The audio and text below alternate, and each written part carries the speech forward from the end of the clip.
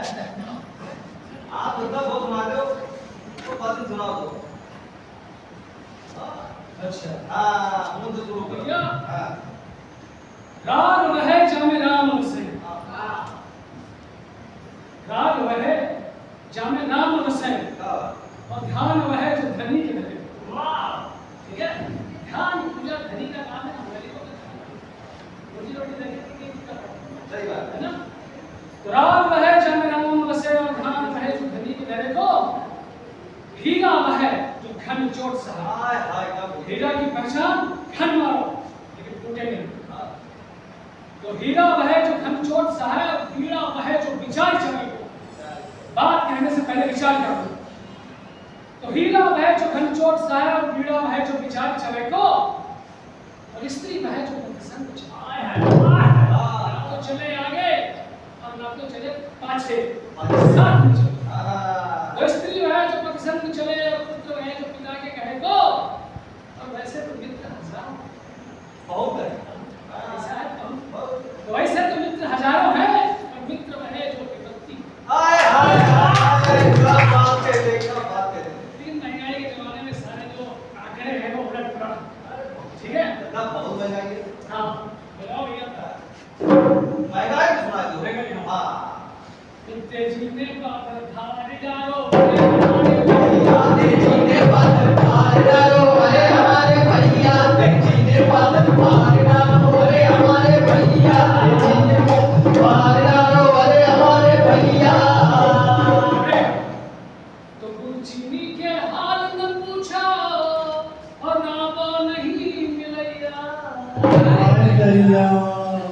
चीनी के हाल न पूछा और नावा नहीं मिलैया। क्या करो भैया? मक्का जान के सीधा ले लो। सीधा तो मक्का जान के सीधा ले लो दस्त छूट गया। जीने पातर धार डालो अरे हमारे भैया जीने पातर धार डालो अरे हमारे भैया जीने पातर धार डालो अरे हमारे भैया। तो गाय भैंस के हाल न पूछो और कोई गदही ना मिलैया। कतई सही बात नहीं भैया, पहला बढ़िया लाओ 40,000। तो गाय भैंस के हाल न पूछो, इस महंगाई के जमाने में गदही नहीं मिलेगा। तो नत्ती जानी के छेड़ी ले लो। छिगरी हमारे और पकड़ी हाँ क्या बोलते हैं सीबोट। हाँ, तो मत लेकिन तुम चारा वाला नहीं खिला सके महंगाई में तो क्या होगा। और नत्ती जानी की पकड़ी लाई लाई जंप मार के दैया दे जीने पातर धार डालो अरे हमारे भैया जीने पातर धार डालो अरे हमारे भैया जीने पातर धार डालो अरे हमारे भैया। तो शादी के हाल न पूछो और कोई भैया लूली लंगली कानी नार मिलैया। माफी। तो क्या किया फिर और नत्ती जान के होता है कहीं कहीं इसके लिए तो माफी है। गाना है लिखा है किसी ने कि नत्ती जान की मोर खरीदी बहुत भाग गई दैया दे जीने पातर धार डालो अरे हमारे भैया जीने पातर धार डालो अरे हमारे भैया जीने पातर धार डालो अरे हमारे भैया।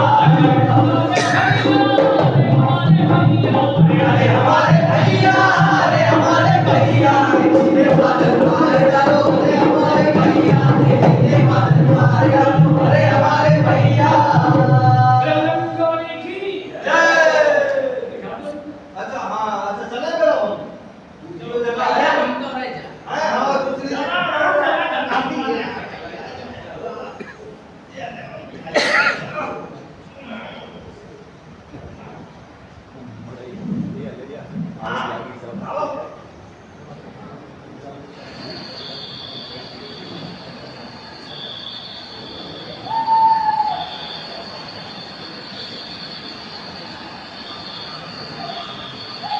जीने पातर धार डालो अरे हमारे भैया जीने पातर धार डालो अरे हमारे भैया। अरे हमारे भैया अरे हमारे भैया अरे हमारे भैया अरे हमारे भैया जीने पातर धार डालो अरे हमारे भैया जीने पातर धार डालो अरे हमारे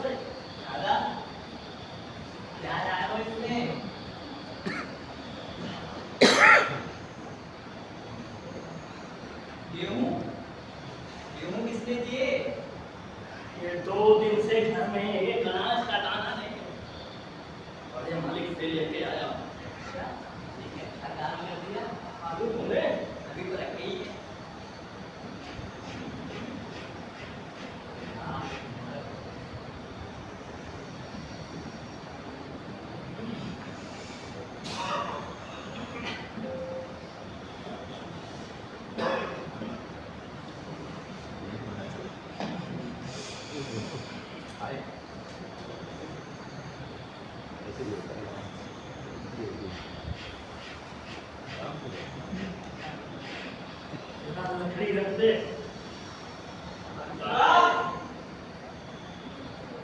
बिजुआ, जाके कोट करने को जा।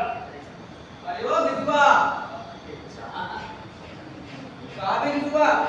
लगता है तू गांव में रहना नहीं चाहता है? हाँ, कल से तुम दोनों काम पर आ जाना खेत पर। मैं तो आने ही वाला था। काम नहीं करेंगे। अरे शुक्र। कारे माधव, जमींदार बन गया है तू है? मेरी बात कान खोल कर सुन लो। अगर सुबह खेत पर नहीं आए तो वो अंजाम होगा तुमने सोचा भी ना होगा माधव। छोटे मालिक, मैं तो फंसू आ जाता। 2 दिन से कहीं नहीं जा पा रहा। माधव की औरत बीमार है ना, बड़े मालिक ने बुलाया तो आया क्यों नहीं बे? इसलिए नहीं आ सका। कल से समय पर आना। किससे किस तरह की बात चल रही है ये सोच लिया है। देख काहे बिजुआ, चोरी करता है चोर उठ। जल्दी उठ। कैसी बात करते हो? जी गेहूं कहाँ से आया? गोदाम से चुरा के लाया। नमक हराम कर। उठा क्यों? दोनों बाप बेटों पे कोई काम नहीं होता है। चोरी करोगे?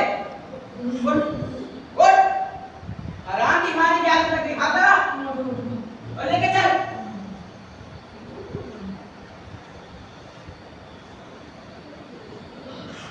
कल से समय पर आना। जल्दी चल।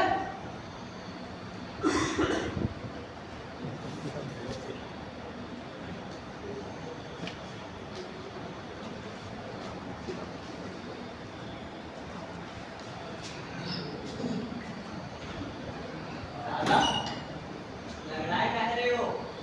छोटे मालिक ने मारा है क्या? हाथ रखिए। मारा थोड़ी कहते हैं। चोट लगी है? दादा, ये छोटा मालिक बहुत निर्दयी है। अरे नया खून है। हमारे और बड़े मालिक के रिश्ते के बारे में नहीं जानता। क्या हो रहा है? अब तुमने तो कहा कि मालिक ने क्यों दिए हैं? तो क्या है? 2 दिन हो गए, उसके पेट में एक अनाज का दाना नहीं गया। हम लोगों का गुजर आलू टमाटर मटर खाते हो जाएगी।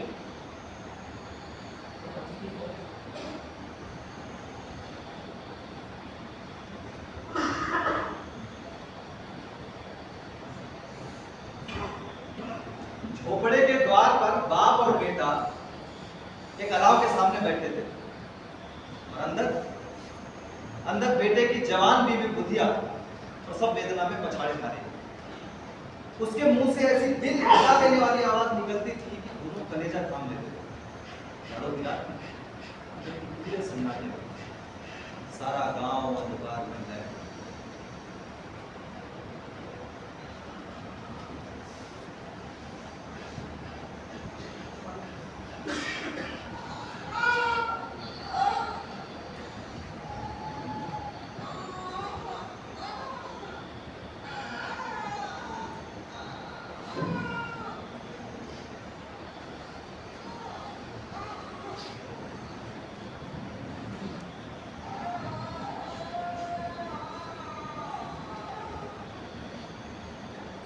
मालूम होता है बचेगी नहीं।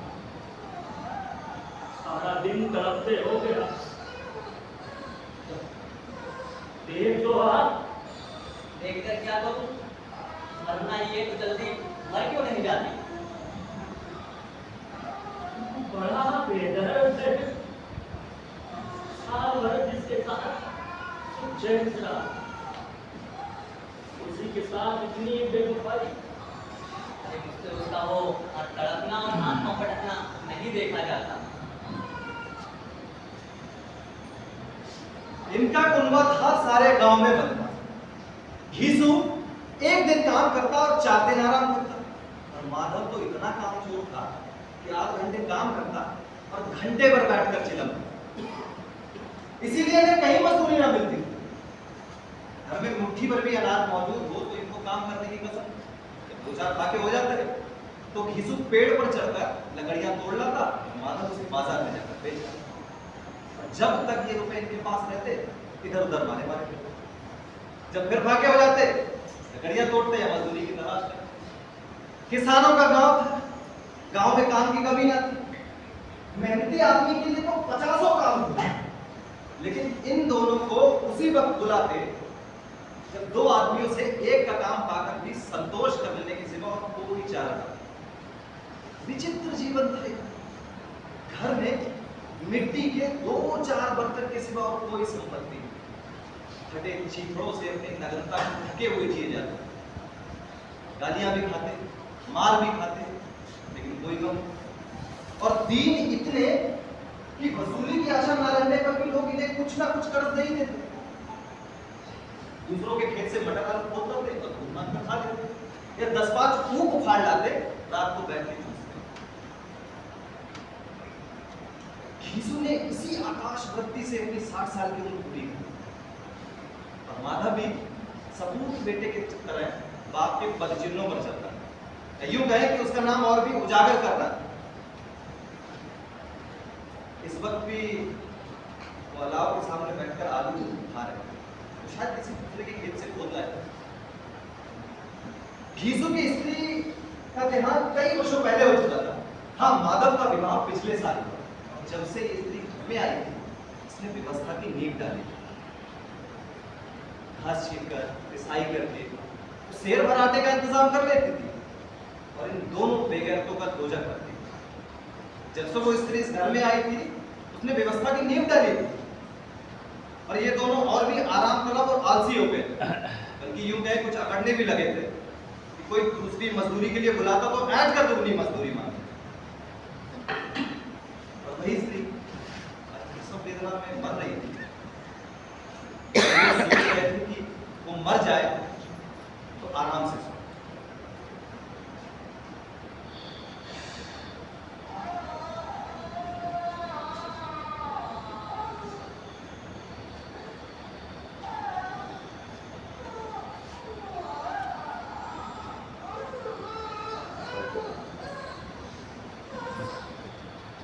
अरे जाकर देख लो, क्या दशा है उसकी। चुड़ैल का फसाद होगा और क्या। वो जानी 1 रुपया मांगता है।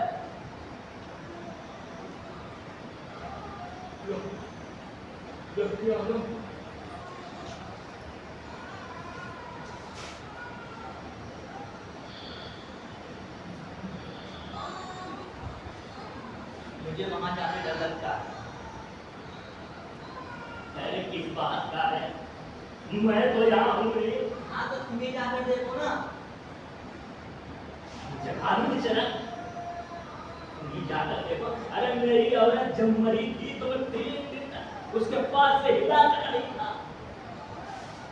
तो मुझे लजाएगी कि नहीं, इसका कभी मुंह ना देखा। आज उसका उगड़ा हुआ बदन देखो, तन की भी तो नासुक होगी और मुझे देख लेगी तो हाथ पांव भी ना पटक सकेगी। दादा, मैं सोचता हूँ कि कभी कोई बाल बच्चा हो गया तो क्या होगा। सोट, गुड़, तेल, अरे कुछ भी तो नहीं है घर में। सब कुछ आ जाएगा। अरे भगवान दे तो। जो लोग आज हमें 1 रुपया नहीं दे रहे हैं ना, वे ही कल बुला कर देंगे। मेरे नाम लड़के हुए घर में कभी कुछ ना था, मगर भगवान ने किसी तरह बेड़ा पार ही लगाया।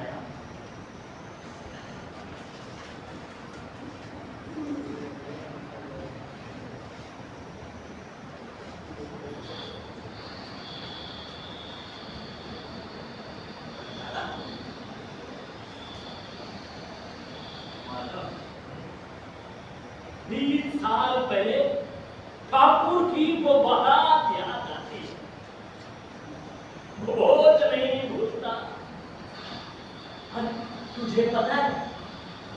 वालों ने सबको पूरियां खिलाई थी। सबको सबको, छोटे बड़े सबने पूरियां खाई। अब पूरियां काहे की थी ये जरा छोड़। काहे की थी? शुद्ध देसी घी। देसी घी की। क्या उस भोज में क्या स्वाद है। चटनी, रायता, 3 तरह के सूखे साग, एक रसीदार तरकारी, दही, मिठाई और न जाने क्या क्या पकवान थे।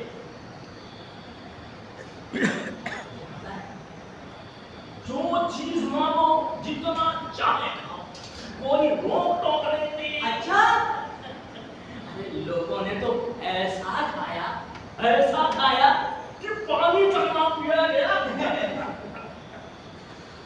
लेकिन परोसने वाले पत्तल में गरम गोल गोल सुहासित डाल देते हैं। मना करते हैं नहीं चाहिए, पत्तल पर हाथ रखे हुए हैं, लेकिन वे कितने जाते हैं। और जब मुंह हाथ धो लिया तो पान इलायची भी मिली। पान इलायची। लेकिन मुझे पान खाने की कहाँ से खड़ा हुआ जाता था। जाकर अपने कंबल पर लेट गया। ऐसा दिल से क्या था वो उठा के पानी उठा। दादा, अब हमें कोई ऐसा भोज क्यों नहीं खिलाता? अब कोई क्या खिलाएगा, वो जमाना दूसरा था। अब तो हर आदमी को किफायत सोचती है। शादी ब्याह में मत खर्च करो, क्रियाक्रम में मत खर्च करो।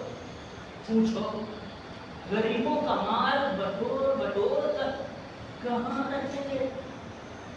बटोरने में कमी नहीं, खर्च करने में किफायत सोचती है। दादा, तुमने तो पूरी 20 एक पूरियां खाई होगी। 20?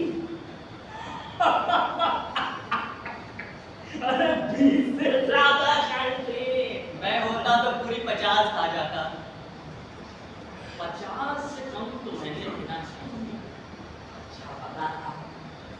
और तू तो मेरा आधा भी नहीं है। तो भगवान जाने उस तरह का बोझ कब हाथ में।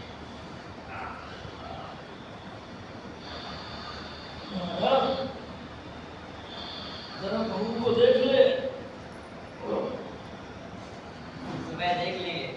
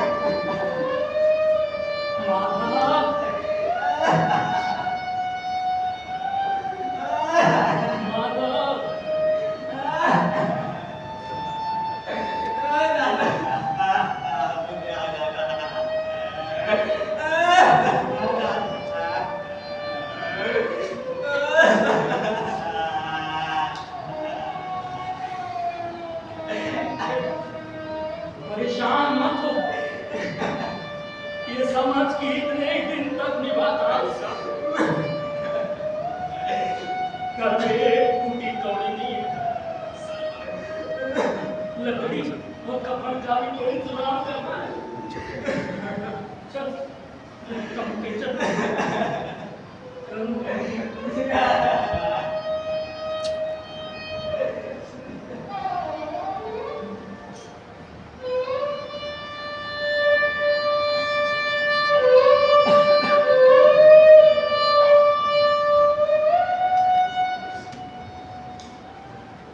अरे मेरा लाल क्यों रो रहा है मेरा लाल?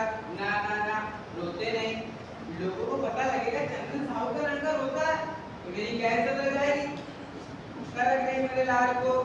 अरे भगवान, इसका दूध गर्म हुआ या नहीं? ना ना ना, रोते मेरे लाल, ना ना ना, ना रोते ना ना। मारे लालो छोड़। अरे कहाँ हो? दूर हटो। शंकर, इन्हें अंदर कैसे आने दिया? दूर हट। पहले दूर हट। बड़े मालिक से मिलना था। बड़े मालिक नहीं बन सकते। बता क्या काम है?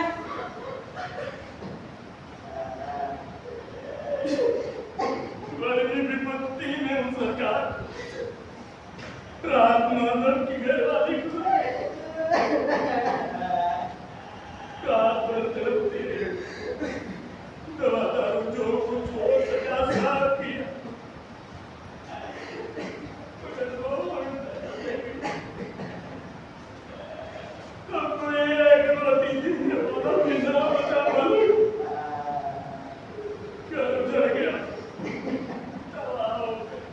तो इसमें मैं क्या करूं? और यहाँ क्यों आए हो?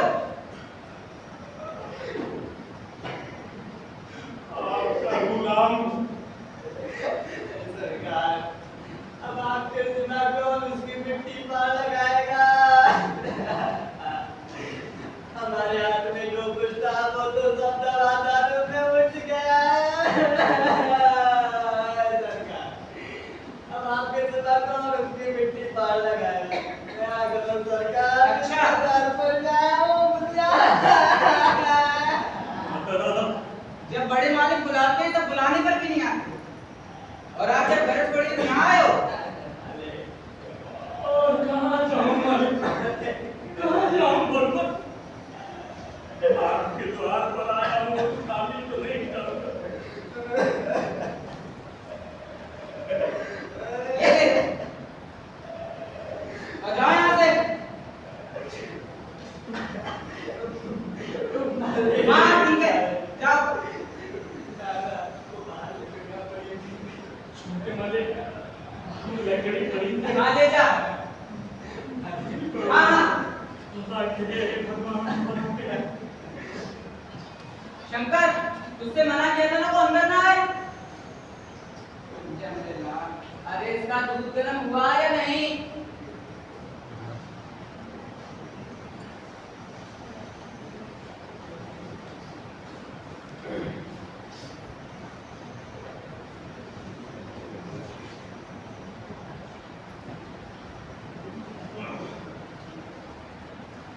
कितने रुपए हो गए दादा? ये 5 रुपए हो गए तुम। छोटे मालिक ने कितने दिए? 2 रुपए। एक चौधरी ने दिया था। 1.5 रुपए सलवानी ने दिए। और 50 पैसे रामदीन से लेके आया। लकड़ी तो काम भरपूर हो गई। हाँ, खर्चे से तो रखी है थोड़ी। थोड़ी आस पड़ोस वाले दे देंगे। अच्छा, बाजार से कोई हल्का सा कपड़ा देख लेते हैं। दादा, कफन रेशमी लेंगे। रेशमी क्यों? सूती अच्छा होता है। नहीं दादा, रेशमी अच्छा होता है, रेशमी लेंगे। अरे सूती ज्यादा अच्छा होता है। बड़े बड़े सेठ जमींदार सब उसी में लपेटे जाते हैं। दादा पैसे हैं तो तुमको रेशमी लेते हैं। ऐसे हैं तो और काम में भी तो लगाने हैं। समझ ले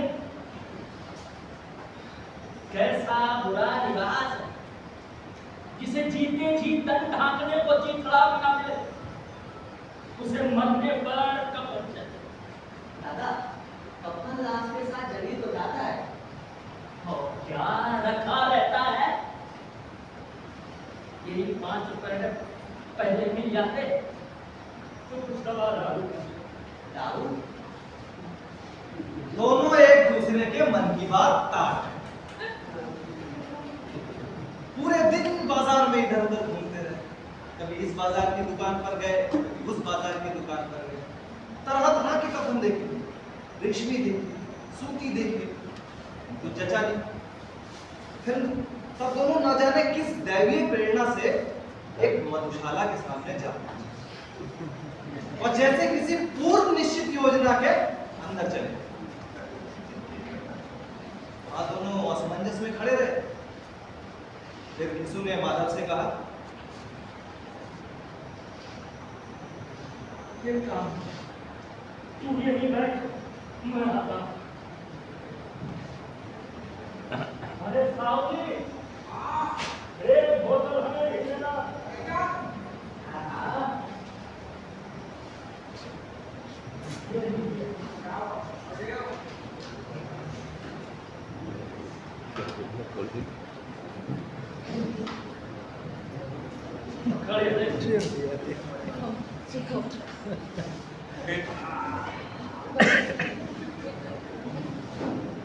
डेड बॉडी पर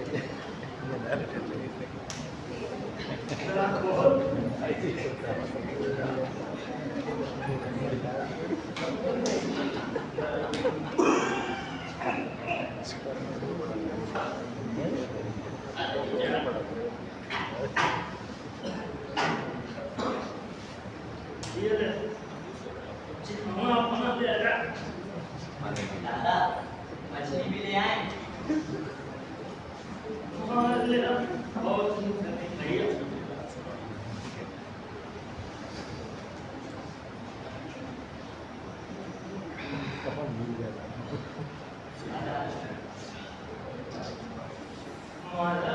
हाँ दादा, कफन लगाने से क्या आखिर चल नहीं तो जाता।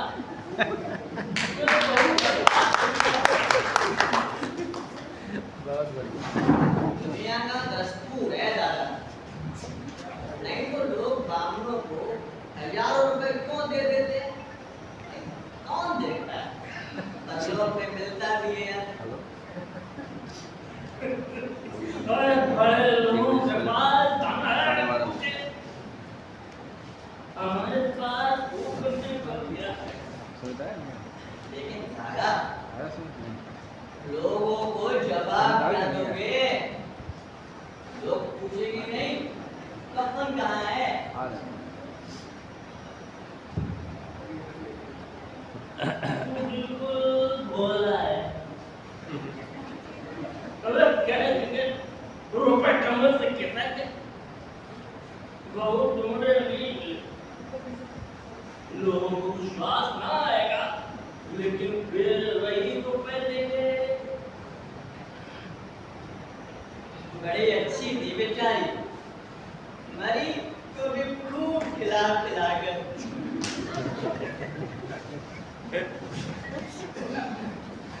माधव, ये जाकर आओ इनके यहाँ से 2 सेर पूरियां ले आया। हाँ दादा, और हाँ दादा, चटनी, कलेजी, रायता, जो कुछ ठीक है। सब दिन होता एक कमाल, सब दिन होता एक। दादा, आओ दादा, आओ।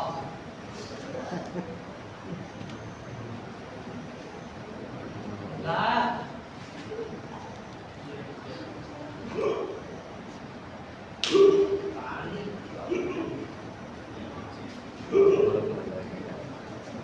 पानी पानी।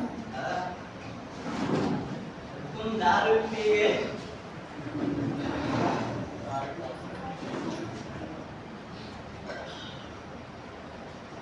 हमारी आत्मा प्रसन्न हो रही है, तो क्या उससे पुण्य ना होगा हमारा? जरूर क्या बात है भाई।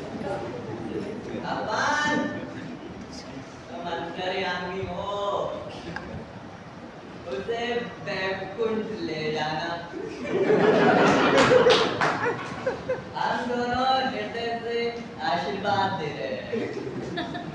आशीर्वाद। आज जो भोज मिला वो उम्र भर ना मिला था।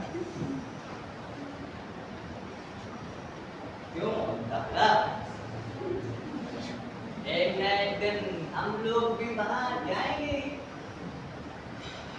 अगर वो हमसे पूछे कि तुमने कसम क्यों नहीं दिया तो क्या कहेंगे?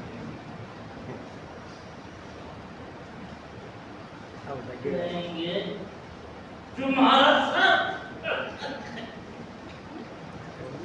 दादा बुद्धिया पूछेगी जरूर। मैं तुझे कैसे पता है कि मुझे कहाँ ना मिलेगा? तू मुझे गला समझता है क्या? साठ साल मैंने कहा नहीं खोदी है। मुझे कहाँ मिलेगा और अच्छा मिलेगा। कौन देगा? रुपए तो तुमने चेक कर दिए। दादा वो तो मुझसे पूछेगी। उसकी मांग में सिंदूर दादा मैंने भरा था, मैंने। मैं कहता हूँ तुझे कहाँ मिलेगा? मैं तुम्हें ये बात क्यों नहीं मानता?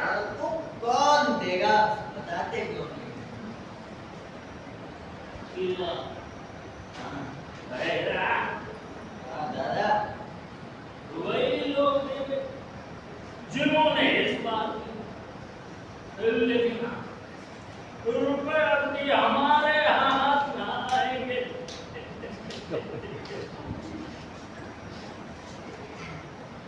अरे विजू, बोला यार, राम राम बोला बोला। हाँ देखो ना। रानी की बोला है। हट! नहीं चलेगा, हम लोग मरवाएंगे। अरे दादा दादा, अरे थोड़ा हम लोग कहने के लिए बता दिया। अरे कंगाल क्या? ये रानी की हाँ। Bad doubt too.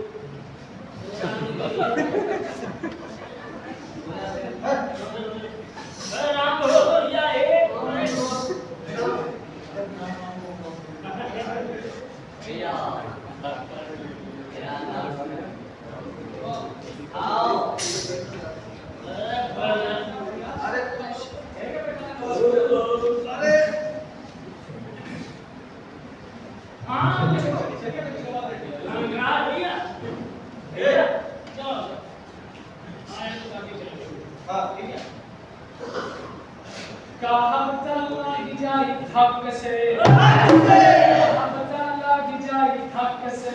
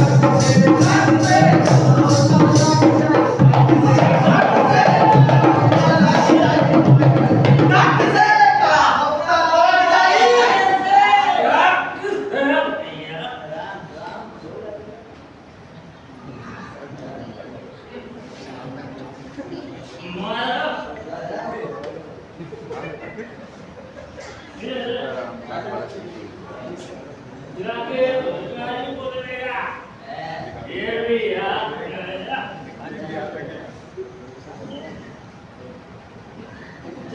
खूब था खून था और आशीर्वाद पे जिसकी कमाई पी वो तो मर लेकिन तेरा आशीर्वाद उस तक जरूर पहुंचेगा रोए रोए से आशीर्वाद है बड़ी गाड़ी दादा वो बैकुंठ जाएगी दादा वो बैकुंठ की रानी बनेगी दादा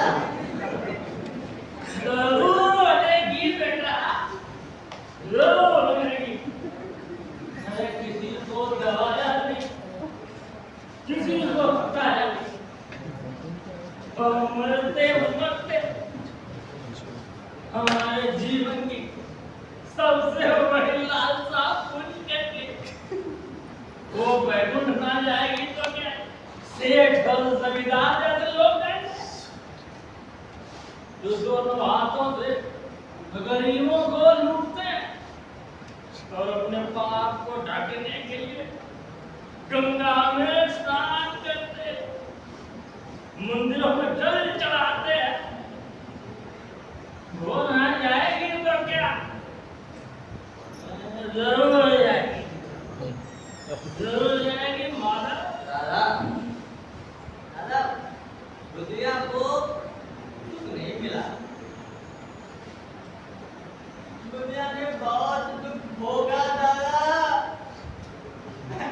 दुनिया को दुख नहीं मिला दादा दुनिया बहुत दर्द में पड़ी दादा दुनिया को दुख नहीं मिला दुनिया मरी दादा दुनिया को दुख नहीं मिला माता दादा अरे बहुत दर्द में मरी दुनिया दादा परेशान ना हो खुश हो खुश हो कि उसने मोह माया के बंधन त्याग दिए अरे जंजाल से छूट गई बड़ी भाग्यवान थी जो इतनी जल्द मोह माया के सारे बंधन तोड़ दी। खुश हो बेटा खुश हो दादा सावली जयराम जी की दादा दादा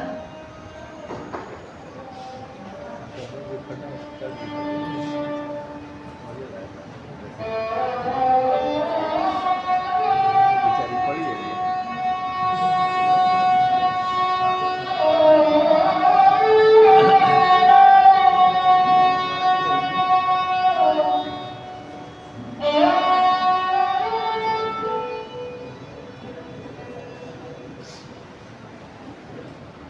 तो ये थी हमारी आज की प्रस्तुति कहानी।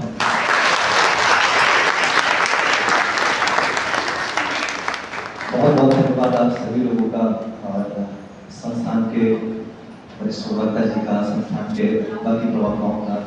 मैं विशेष आभार प्राचार्य सर का करना चाहता हूँ और मैं चाहता हूँ कि एक बार सर प्लीज आ जाइए मंच पर।